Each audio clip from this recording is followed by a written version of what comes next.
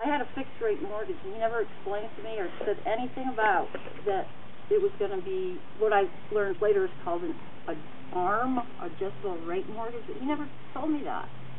And the interest rate was high, and I said, look at this interest. He said, oh, don't worry about that. He said, call me back in a year, and everything will be different. Every couple months, it'd be $100 more. And, you know, the payments kept going up, and I thought, what the hell? You know, and I could never get any information from them. And the interest rate didn't go down, it went up. I didn't really think about it that much because I was really doing well, and I said, oh, it's, you know, $100 here, $100 there, but then when my business, you know, I quit a very good job to start my own business, and it thrived. It was good. I was doing well for the first 3 years maybe, and then bam, all of a sudden.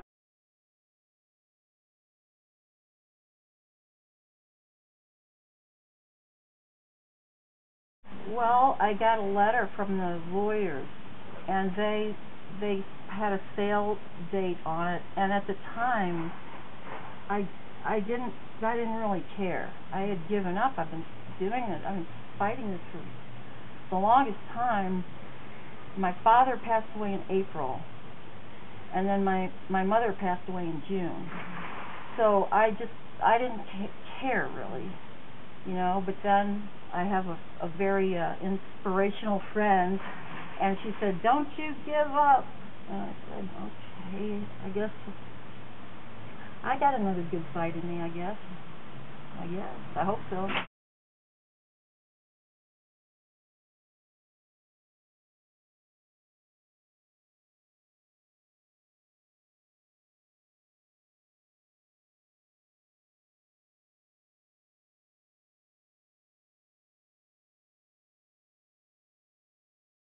My father, who recently passed away, he found this house for me. My daughter was pregnant, and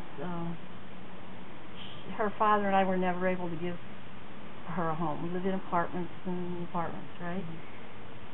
She was pregnant though, so I thought my grandchild we're gonna live in a house. I want to get a house. So we did. We bought this house, and it's the only one I looked at. If I had known that was selling the house, I probably would have looked around a little more, but I really liked it here. That's a really great neighborhood. There aren't as many families as there used to be, but, you know, my kids are grown too.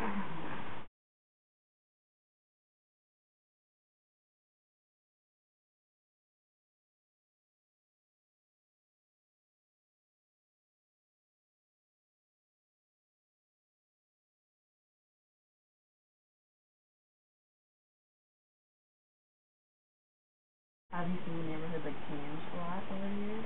Well, not until the last few years. I had neighbors over there. They lived here when I moved in. They had been here for probably 4 years before I ever came here. And they had kids around my grandson's age, so I watched them grow up in that house. Their house was foreclosed on, I think it's about 6 months ago or so.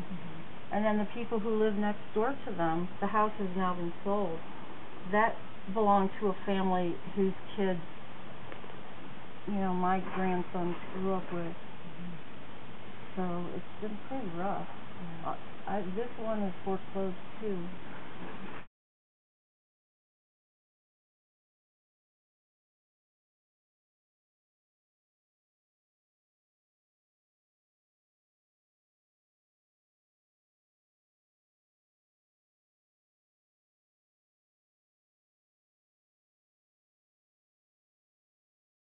They don't listen. They don't care. They're just protecting themselves and their cronies. I don't know what they should do. They don't care about us. So they really don't know. They don't care about us. How about the redistribution of wealth, their wealth? I mean, like, how about you made $300 million last year. Why do you need $200 million or more? How about why can't you spread it around? Help your fellow citizens, or at least be human. Okay, really. Jesus, realize that we're all supposed to be one nation here. You know, we're supposed to help each other.